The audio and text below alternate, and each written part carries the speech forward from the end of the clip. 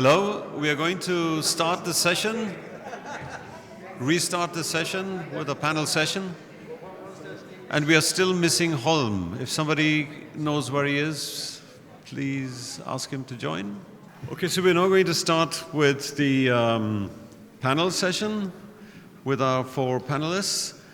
And before we come to questions, we'll have all the questions on the right side, from your side, looking from your side on the left. And to please queue up for questions.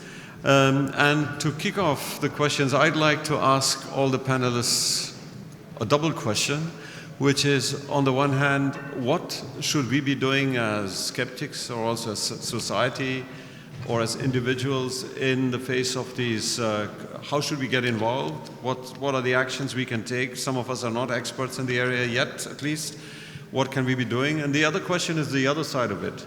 Are we sometimes doing too much reporting? I think this was one of the things that was also mentioned. So we are actually giving them much more visibility and hearing than they deserve. So these are two opposite sides of the question. What should we be doing and what should we not be doing? Would anyone like to start by answering that question?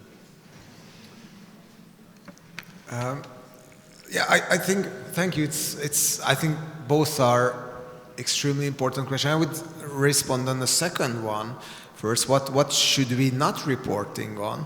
I think in that respect, public opinion polls are quite talkative. So there are really marginal views, like, let's say, even in the US, you have less than 4% of believers of lizard man and reptilians. So it's maybe if you talk too much about these issues, then you have the threat that you are spreading the myth and the conspiracy theory. I think the issues that we are talking about are mainly issues that everyone knows of. But I think I agree that we have to be careful not to amplify the really marginal conspiracy theories. I think we unfortunately are living in a time when what we thought will be extremely marginal, like, let's say, QAnon conspiracy theory. I mean, who would have believed 20 years ago that half of the Republicans will be receptive? So I think more and more conspiracy theories are just heading towards the mainstream from the margin. I strongly disagree here. I think we cannot talk enough about those things because people will hear it anyway. And the important thing is, when people hear about a strange conspiracy myth for the first time, from whom do they hear it and what do they hear about it? And if they already have the information, when the first time they hear from a conspiracy believer about QAnon or about reptilian government or whatever, they already have the good information. They are much more. They're vaccinated in a way. They have this information already, and they can deal with what they're being told much better. So I think we should really inform people. And I think what we as skeptics can do, I mean, there are a lot of ways to go into discussions or so, and I think we cannot really convince people in that sense. But I think we can offer information to the public, and there are people, even if they have been exposed to those kind of things and they haven't heard about it before, if they are halfway sane, they will go looking for information. They will go looking for reliable, trustworthy information, and we can offer that reliable, trustworthy information. And I think that's our main role in this game. Jan-Willem? Yeah, so I think there's different ways of going about this. Let me start off by saying that there's 2 ways of informing people about, of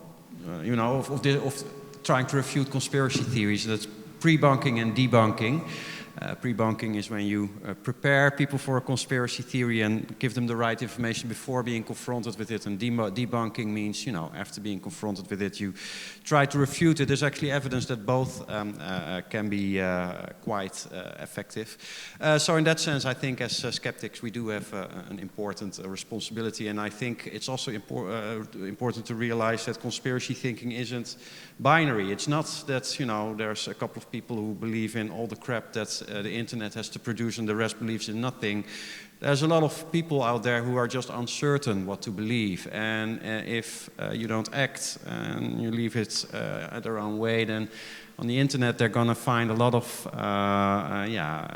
false information that may be very tempting to believe. So I think we as skeptics, but also as scientists, have a shared responsibility to spread the actual science on social media. Yeah, I think the last years have been very good for the skeptic movement. It's a lot easier for me now to convince politicians and others and journalists about the dangers of some esoteric gurus and about the dangers of conspiracy theories. So that was what happened in the last years is nothing new. We all have talked about this countless times before the pandemic. But now everybody can see the effect it has, even on the huge population, not only on the singular individuals.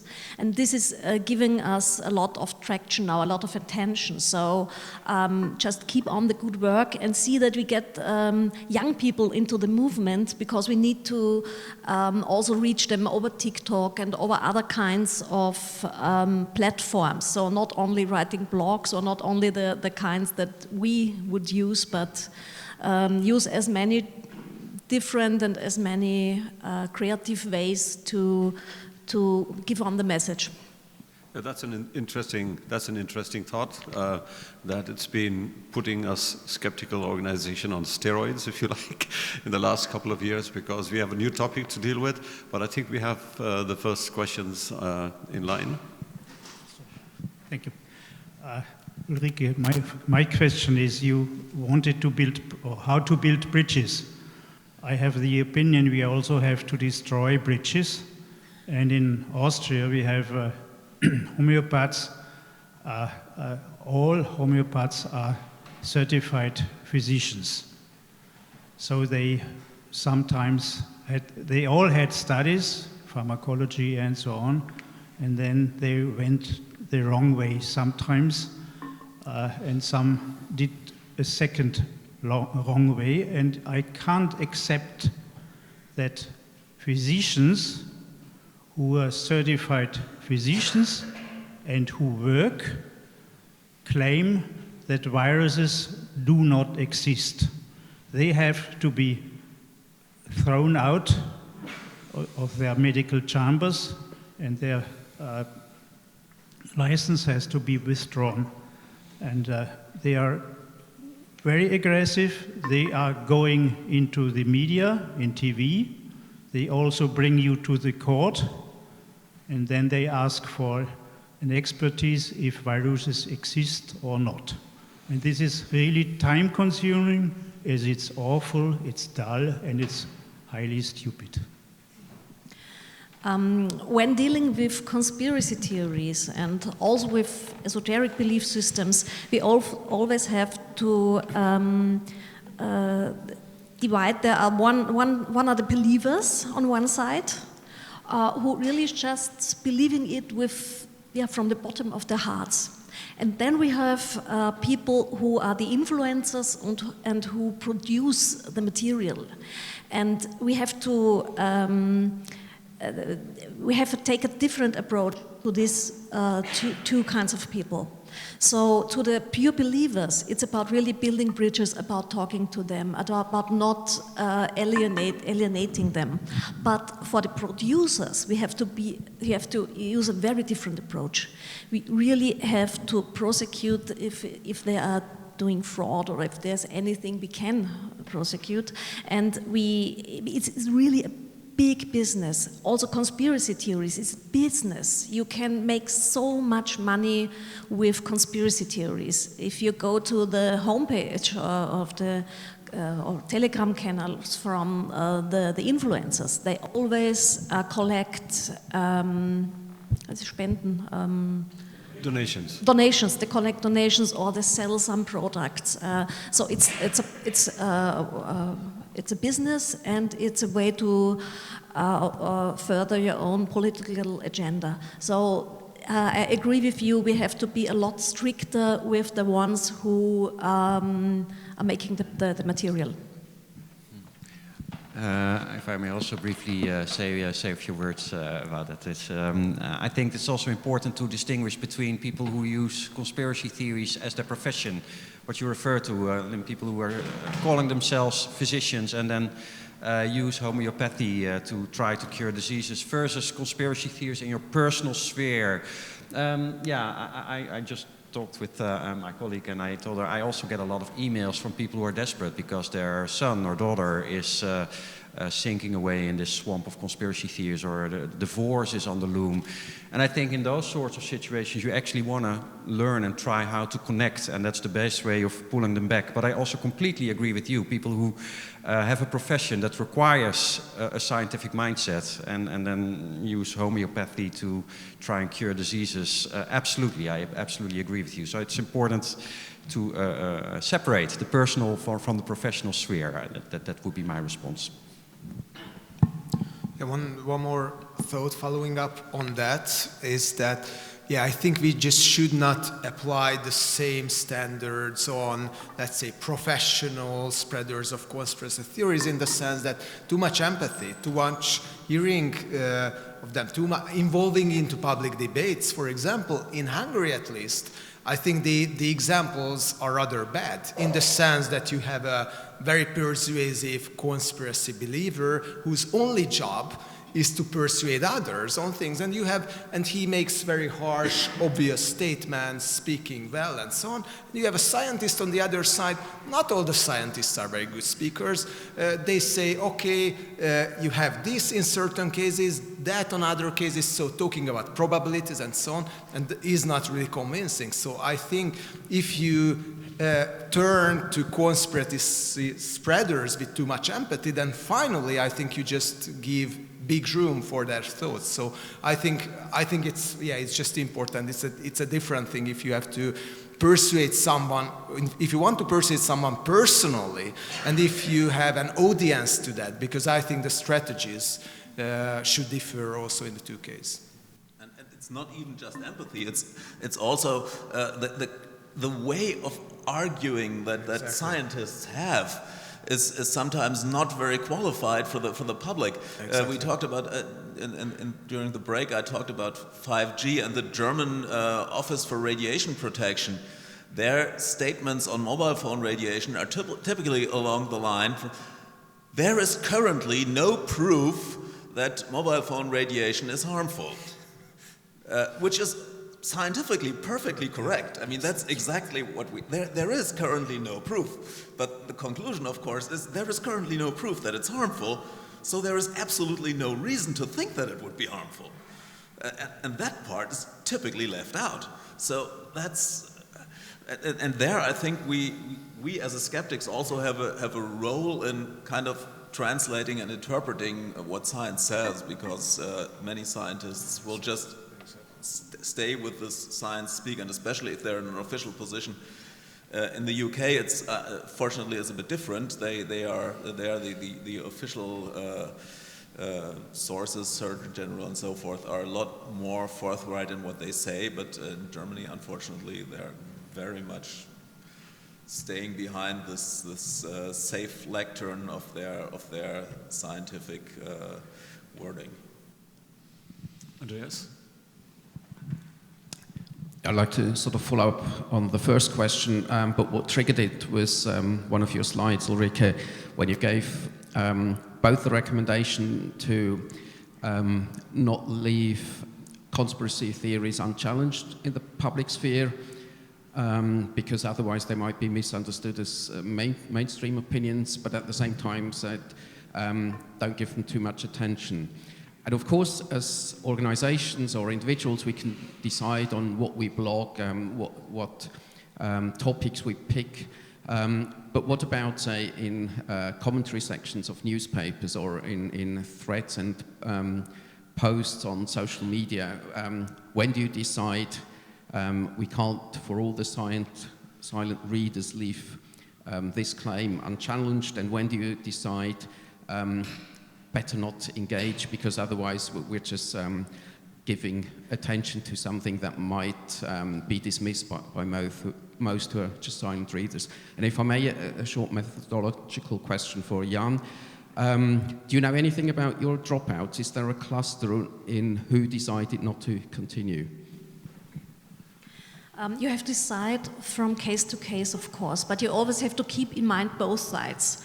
Just to let it stand is not a good idea, but to give it too much attention might also be counterproductive. So you have to balance it. And I would, the more dangerous a conspiracy theory is, the more important is it to debunk it or to call it what it is. If it is anti-Semitic, if it is undemocratic, it's important to label it as such. But some theories are really very strange, and they speak to our love for stories, or for like, children are being tortured. These kind of things, we have to be a bit quite careful that we don't give them more attention that they really deserve. So maybe it's enough to say this is a conspiracy theory, I don't believe it, but you don't have to go into long decisions. And if you do some TV show, it's not a good idea to invite this person to talk about it at length. So this is especially for the media. I have this talk a lot about with journalists, how much and in which way they should talk about some phenomenon, not to give them more attention than it deserves. Jan Willem? Great. Yeah. Before I'm going to answer your question to me, I also would like to briefly, because I really liked that point that you just made. That debunking and that's perfectly fine. But what's really a wrong approach is to give bizarre conspiracy theories an equal podium to an expert, and that's a tendency that media sometimes do have, because that's view ratings and spectacle. But it's also perfectly wrong, because you give the public, the audience, that there's two opinions and the truth is in the middle, and the truth isn't in the middle. There's an expert who actually knows what they're talking about, and someone who doesn't. So that's, I think, a wrong setting to. Now, as to your question, your methodological question, actually, yes, we looked at that. So the two articles that I proposed both have supplementary materials, and in both of them we did an analysis of attrition to look at whether or not dropout was systematic over the dependent variables, and we found that it wasn't systematic. And these dropout rates are normal in longitudinal research. So, thanks, Florian, and then Andras. Thank you. I personally always find it very, very difficult to communicate such topics, so maybe you can give me some advice. Because conspiracy theories, of course, are a big spectrum. I agree with everything that you said, and what you talked about were mainly conspiracy theories about which we know pretty well that it's bullshit. But of course, there are also real conspiracies. I mean, there is organized crime, there is backdoor politics, there is political corruption. I'm from Austria, I know what I'm talking about. So sometimes conspiracy theories are actually true. And that's difficult because Holm just put it so nicely. You cannot have this scientific rigor and carefulness all the time and say, well, according to the data we have collected so far, there is no indication which is statistically significant that the world is not governed by reptiloid aliens. No, we should not do it like that. But on the other hand, I mean, it would be pretty bad to dismiss a conspiracy theory which then turns out to be true. And when you're, for instance, talking about whether could it or not, could it in theory be possible that a virus comes from a lab in which viral research is being done? Well, I don't believe that the COVID virus originated from that, but it's not completely out of the question. And so what do you think, how should we handle that, this possibility that actually some crazy idea at some point might turn out to be true? Where do we draw the line where we say, okay, on this side it's utter nonsense, on the other side it's probably nonsense, but let's see.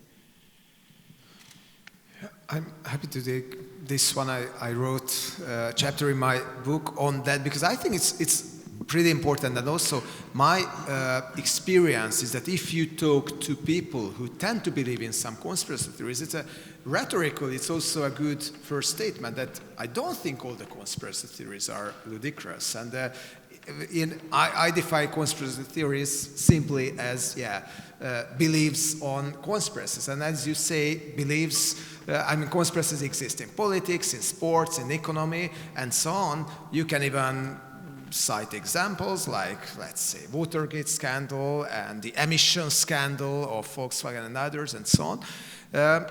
But I think then you have a, stronger credibility to claim. But you have to use, let's say, some logic to also decide the plausibility of some explanations. For example, what came up that how many, as counter-argument to Ulrike's presentation, that how many people should have been involved in 9/11, for example, so that it happens and no one is speaking out. So, some arguments like this, in my experience, can work well. And also, if you don't label automatically all conspiracy theories as craziness, then I think you can just have a better chance to involve the others in the discussion. For me also a reply. I really think this is a very fair and valid point. As a matter of fact, at the moment I'm working on a book proposal with an agent where we are going to make the point that at some level we are all conspiracy theorists, and indeed we would be naive not to, for the reason that you mentioned. There is corruption, there is backdoor politics, Volkswagen diesel scandal, you name it. I must emphasize that, I'm a psychologist, so I look at, levels of belief. And in our definition of conspiracy theories, we don't define them as false per se. Conspiracy theories are unproven, and the moment a conspiracy comes out, like Watergate, Watergate is true, it happened, it's no longer a conspiracy theory, it's no longer a theory, it's an actual conspiracy, right? So that's I think, the distinction. And sure enough, sometimes conspiracy theories can turn out true. This actually happened with Watergate. It happened in '72, and Nixon confessed, or Nixon resigned in '74, I should say. And already in '73, there were a lot of Democrats thinking, I think Nixon is personally involved. And according to our scientific definition, that would have been a conspiracy theory at the time. That's why I don't like the scientific definition of conspiracy theory. And I think you have to look at it in a somewhat different way too, because there is a difference if it's just a claim that there is a conspiracy. There is nothing wrong with that, because there are conspiracies. There are two levels of looking at. One of them is it a claim that is in some way plausible? And if we think that it might be plausible in some way, then we can just say that. We can say which part of it can be plausible. And we can say, yes, it is possible that this virus has escaped from a lab. That still doesn't mean that it was artificially generated in a lab. It is much less plausible that it was artificially generated in a lab. But even that is, with a very, very low degree of probability, plausible, at least in the beginning. And then we had genetic studies, and then we saw that that doesn't make any sense whatsoever, and then no. The other level is, what does it mean for the person spreading it? And I think a conspiracy belief is something that goes way beyond just the claim that there is a conspiracy. If somebody believes in conspiracies, it's something different than if that person believes that there is a conspiracy. So it is a self-defining thing, and then it's not so important which part of what that person believes is right or wrong. It's that this person is lost in a world of conspiracies which makes it very, very hard to, for example, participate in democracy if you believe that the whole world is ruled by conspiracies. So there we are dealing with a whole different phenomenon, I think. Just one point for this democracy argument. I always tend to say, it's It's not always a good argument for conspiracy believers who think that the press and the scientists and so on are all corrupt. But it's like, for us, I think it's important also to differentiate between more open and more closed societies. And more open societies are about institutions that aim to challenge the power. I mean, distribution of branches of power, press, let's say the state audit office, NGOs and so on all have the responsibility and the task to challenge, to point at conspiracy theories at many times. And we can quote many examples where conspiracies are found in more open societies, because these are more open societies that can better track big conspiracies, that the chance because of that there is a vast conspiracy in the democratic world is just much lower. Let's imagine that what Adolf Hitler did with the Jews. I cannot really imagine that this big hidden project could have been implemented in any democratic countries, because it's like there are too many people to talk out, too much transparency. So I think the systemic element is also important, and it also means that I think in dictatorships, usually you have more conspiracy. Yes, the Chinese government wanted to totally conceal the pandemic at the very beginning, and they did their best to silence the ones who wanted to talk about that, to jail them, to silence everyone. It was unsuccessful by the end of the day, but conspirational tactics are present even more in non-democratic societies. And there was actually, there's also one more thing I would like to add to this, and I thought that was an interesting one to share. That's an argument by Steve Lewandowski, you know him, and that's actually that actual conspiracies are rarely, if ever, uncovered by conspiracy theorists. That's really true. Who uncovered Watergate? It was Woodward and Bernstein, right? It's critical research journalists. The Snowden revelation, that's a whistleblower. Whistleblowers uncover a lot of actual conspiracies. People with actual inside information, but rarely stuff that you read on Reddit has any basis in reality. But conspiracy believers will call each other investigative journalists, and they will call each other whistleblowers. And we have to be aware of that out of the conspiracy scene, and unfortunately, mainstream journalists tend to buy that story. They try to sell themselves as the watchdogs of democracy when they're really undermining democracy. Okay, we have one more, perhaps last question from Andras.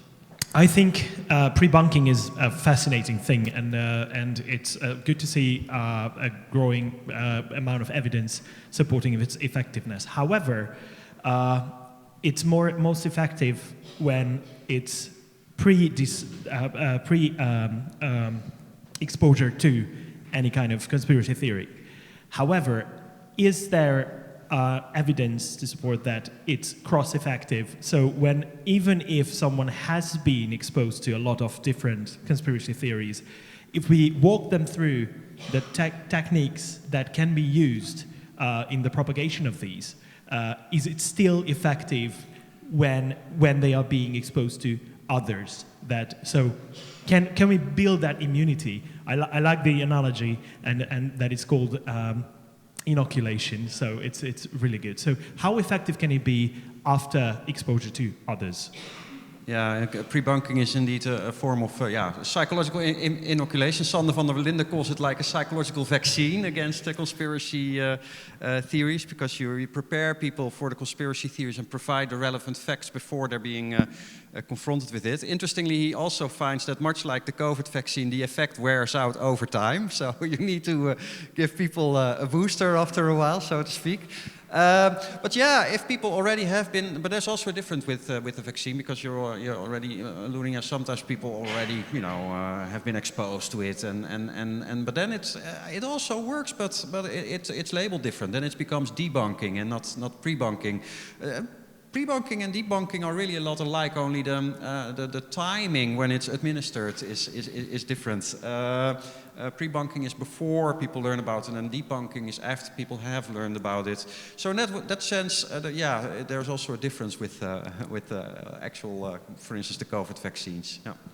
Yeah, but also there is, I mean, in the researches that are done, I mean, mainly by the researchers of Cambridge University, but elsewhere as well, van der Linden, Rosenbeck, and others, it's like they are more and more testing inoculation strategies that target not the claim itself, but the logic of conspiracy theorizing, like this black and white thinking. It's us versus them. If you disagree with me on this point, that then you are with them, and so on. And so they try to identify these logical elements of conspiracy theorizing. Everything is connected to everything, and so on. And it does mean that you can transfer this logic to a new conspiracy theory, even if it was originally introduced using a specific example. So yes, I think, and it's nice in the sense that we know the evidence the other way around as well, that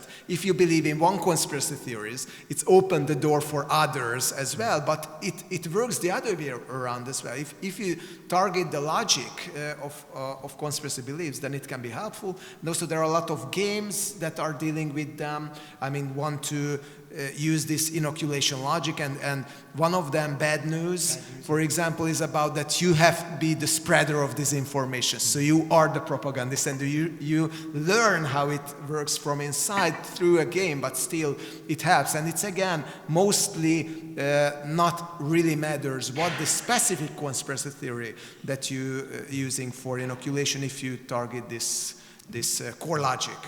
Yeah, thank you. Can I just mention that there is another one as well, Cranky Uncles, and both of them have become international projects in the sense that they are being translated into other languages as well. So should anyone want to contribute, then we can connect them to the people who are doing the translations. There is also rep trails where you have to spray chemtrails and set up 5G towers to control the crowds in various countries. Trails? Rep trails. I don't know that one. I'm not sure if it's only German though, but there's not that much text involved. But they actually reference articles from GWAP, and so where you can always, every time you encounter a strange claim in there, you'll have references to where it's discussed that this claim actually exists.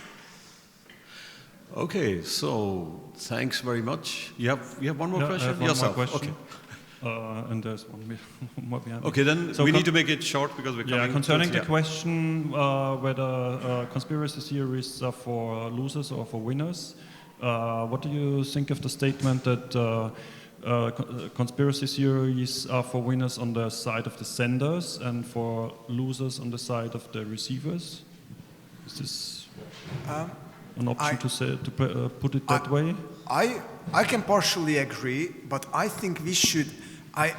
I suggest that we have a more nuanced approach about who is receptive to conspiracy theories and scientific beliefs. And I don't have to tell it in this public, but for example, the main believers of homeopathy, for example, are absolutely not the dumb people. It's the well-off intellectuals, upper middle class usually. While if we look at the main statements of homeopathy, the principles, like the more you dilute a liquid, it's like the more effective it becomes. It goes totally against common sense. So you would think that you don't have to be very educated to think it's total bullshit. And still, there are a lot of believers of homeopathy, for example, in upper middle class. There were some conspiracy researches in Hungary that, for example, showed that anti-Semitic conspiracy beliefs are also strong in among urban intellectuals, non-Jewish urban intellectuals, who think that, the Jews are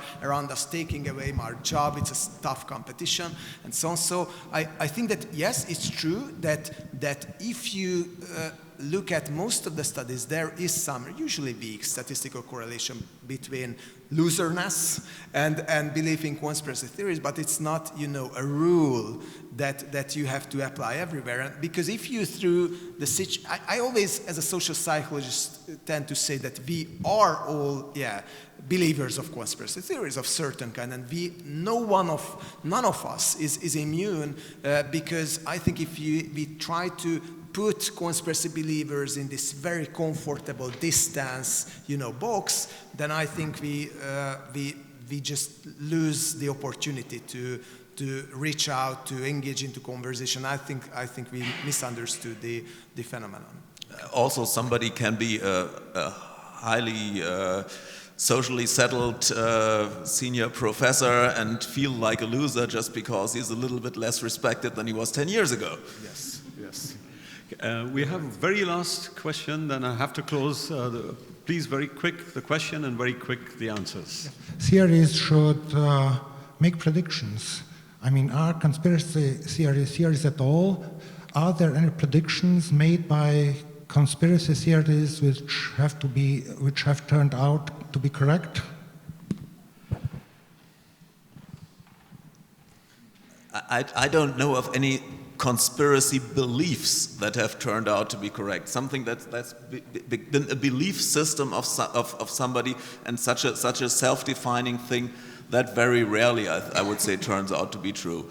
Claims that there are conspiracies, of course, can always turn out to be true because there are conspiracies, and people suspect conspiracies, and there are justified suspicions of conspiracies, of course. I mean, Watergate, is Bob Woodward a conspiracy theorist? Any last comments? No? Then let us give all the 4 speakers and panelists a big hand. I think.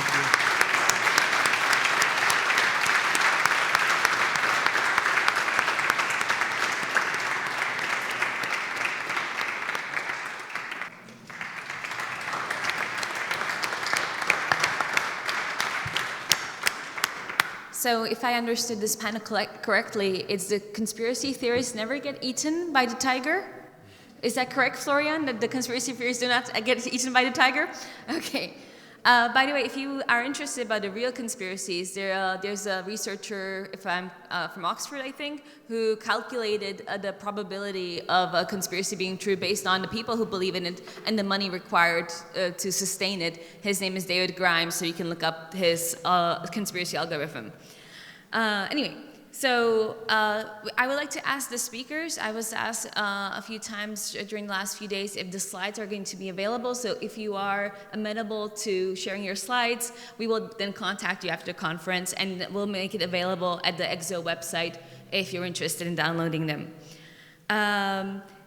So here you can see all our social media for the Congress. So on this social media, on Twitter, you can go through our hashtag and through our feed to find really fun quotes from the speakers this weekend. You can also follow us on Facebook for the information about the new upcoming ESC that will be in 2 years. On our Instagram, you will find some photos and videos of our speakers and more content soon. And then the YouTube channel already has the talks from the previous 2 Congresses. And then in time, the talks from this one will be added as well. So, but in the meantime, you can watch a lot of fun skeptic content over there. If you want to stay up to date on what's going on in the European skeptic world, do subscribe to the European Skeptics podcast. Here, the gentleman in the white shirt and the gentleman in the white shirt over there, Pontus and Andras, will be very happy to give you more information since they are the creators and the hosts of this podcast.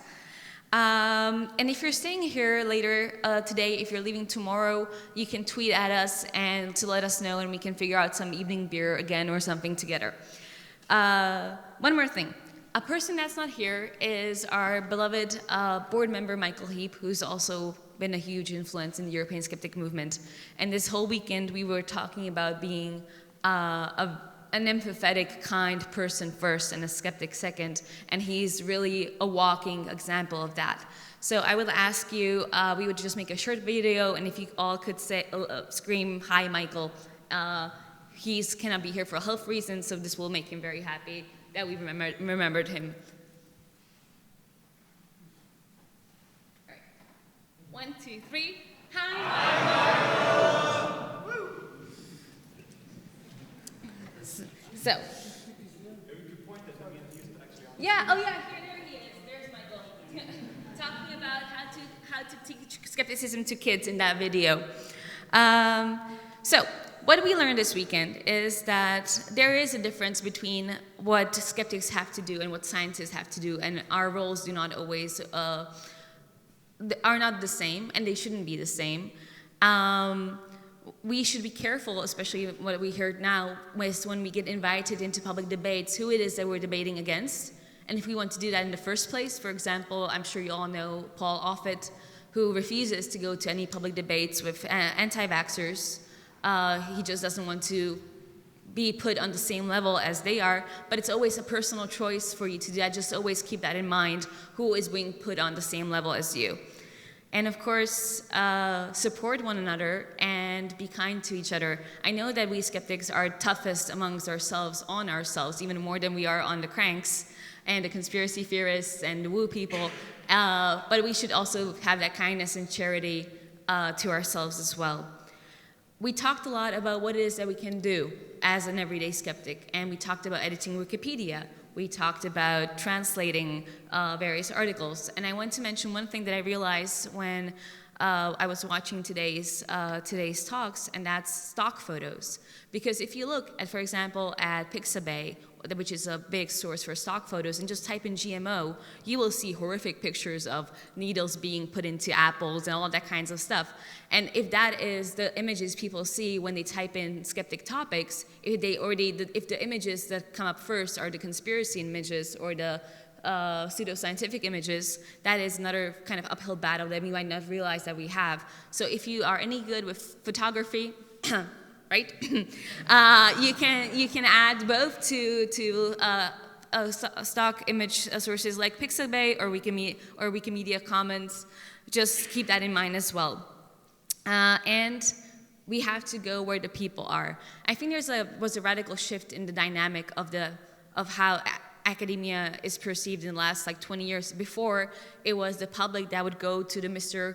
Professor to tell them what it is that the truth is. Now the public is kind of waiting for, not waiting, but you have to go where the public is. No one's going to come up to you. So we have to be better at going to spaces where the young people are, such as TikTok and Instagram and these other medias and sources. So after all this proselytizing, I would like to thank all of the speakers that were here this weekend and all our panelists, so please do so.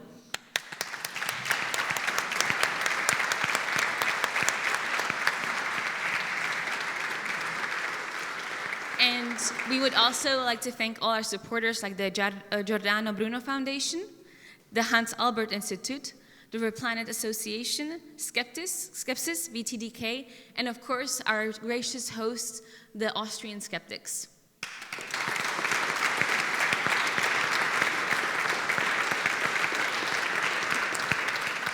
So, friend, follow, tweet, and I look forward to seeing you in 2 years and wherever it's going to be.